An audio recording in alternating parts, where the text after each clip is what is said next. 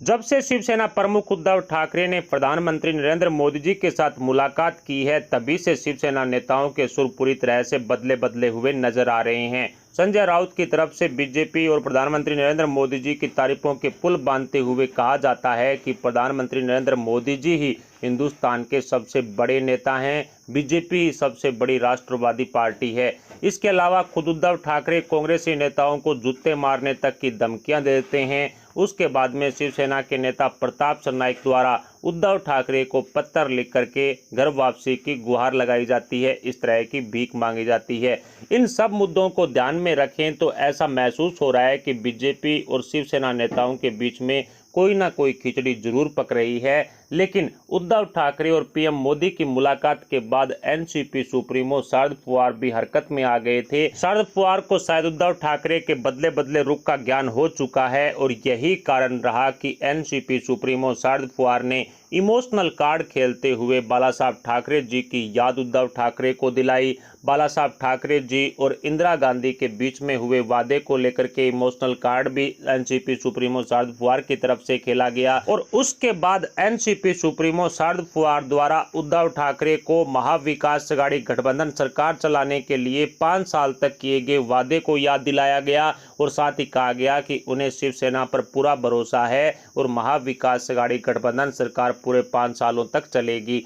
कुल मिलाकर के महाविकास अघाड़ी गठबंधन सरकार में हड़कंप मचाने का काम पीएम मोदी और उद्धव ठाकरे के बीच हुई मुलाकात कर चुकी है। शायद यही कारण रहा कि कांग्रेस की तरफ से महाविकास अघाड़ी गठबंधन को लेकर के एक बड़ा बयान जारी किया गया। महाराष्ट्र कांग्रेस अध्यक्ष नाना पटोले ने कह दिया कि महाविकास अघाड़ी गठबंधन सरकार से अलग होकर कांग्रेस आने वाला चुनाव लड़ेगी, यानी कि बीएमसी का चुनाव हो, लोकसभा का चुनाव हो, विधानसभा का चुनाव हो, उसमें कांग्रेस एनसीपी और शिवसेना से अलग होकर के चुनाव लड़ेगी।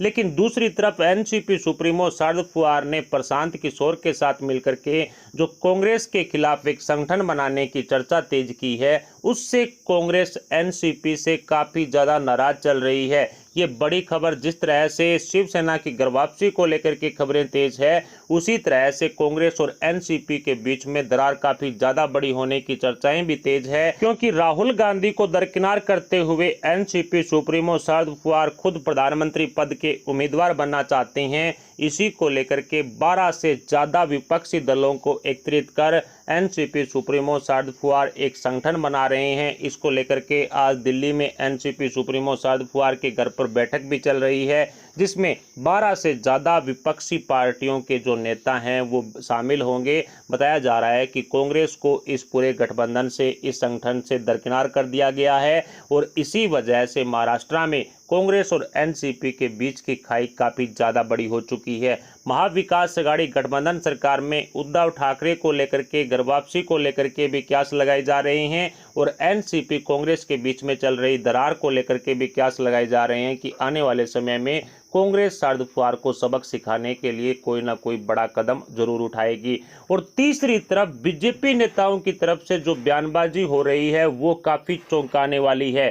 बीजेपी नेताओं की तरफ से साफ कह दिया गया है कि शिवसेना की घर वापसी वाले सारे के सारे रास्ते ब्लॉक हो चुके हैं। भारतीय जनता पार्टी अब कभी भी शिवसेना के साथ चुनाव नहीं लड़ेगी। ऐसे में देवेंद्र फडणवीस ने जो बयान जारी किया है वो काफ़ी चौंकाने वाला है, क्योंकि प्रताप सरनाईक एक तरफ पत्र लिख करके उद्धव ठाकरे को कह रहे हैं कि पीएम मोदी का समर्थन यदि शिवसेना को मिलेगा तो ही शिवसेना बच पाएगी, वरना शिवसेना पूरी तरह से बर्बाद हो जाएगी। लेकिन दूसरी तरफ देवेंद्र फडणवीस उनको जवाब देते हैं कि घोटालेबाज नेताओं को जेल जाना ही पड़ेगा, चाहे वो किसी भी पार्टी के क्यों ना हो। शिवसेना की घर वापसी वाले सारे दरवाजे बीजेपी ने अब बंद कर दिए हैं। उद्धव ठाकरे की घर वापसी को लेकर के लगाए जा रहे क्यास हो या फिर एनसीपी सुप्रीमो शरद पवार और कांग्रेसी नेताओं के बीच में चल रही तनातनी हो, इन सब मुद्दों से उद्धव सरकार पर पूरा असर पड़ रहा है और यही कारण रहा कि महाविकास अघाड़ी गठबंधन सरकार में आए दिन ऐसी बयानबाजी हो रही है जिसका कोई औचित्य नहीं है। जिस तरह से उद्धव ठाकरे ने कांग्रेसी नेताओं को जूते मारने तक की बात कह दी थी। इसके अलावा संजय राउत ने भी उद्धव ठाकरे के इस बयान का समर्थन कर दिया था।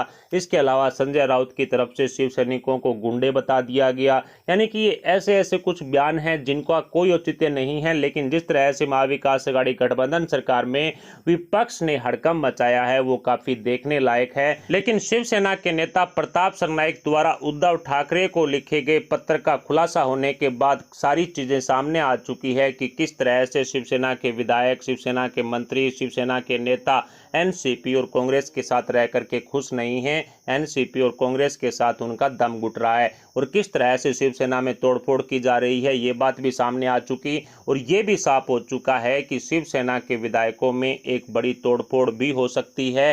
जिस तरह से पहले खबर आई थी कि आरएसएस कहीं ना कहीं शिवसेना के विधायकों में सेंधमारी करने का काम कर रहा है और कहीं ना कहीं उद्धव ठाकरे का ध्यान हटते ही शिवसेना के विधायक उद्धव ठाकरे को बड़ा झटका दे सकते हैं। इस तरह की खबरें पहले भी सामने आ चुकी है। कुल मिलाकर कहा जा सकता है कि धोबी का कुत्ता ना घर का रहा ना घाट का, यही हालत अब शिवसेना की होती हुई दिखाई दे रही है। शिवसेना घर वापसी करने के संकेत दे रही है, लेकिन बीजेपी नेताओं की तरफ से बीजेपी के दरवाजे पूरी तरह से बंद कर दिए गए हैं। लेकिन प्रधानमंत्री नरेंद्र मोदी जी और उद्धव ठाकरे के बीच में पकड़े खिचड़ी को लेकर के ये खुलासा हो चुका है। कहीं ना कहीं एक अनुमान एनसीपी सुप्रीमो शरद पवार को लग चुका है कि आने वाले समय में पीएम मोदी के इशारे पर उद्धव ठाकरे महाविकास अघाड़ी गठबंधन को छोड़ सकते हैं और इसी को ध्यान में रखते हुए उन्होंने शिवसेना से अलग, कांग्रेस से अलग एक थर्ड फ्रंट बनाने की तैयारी करनी शुरू कर दी है। उसी को लेकर के आज दिल्ली में बैठक चल रही है।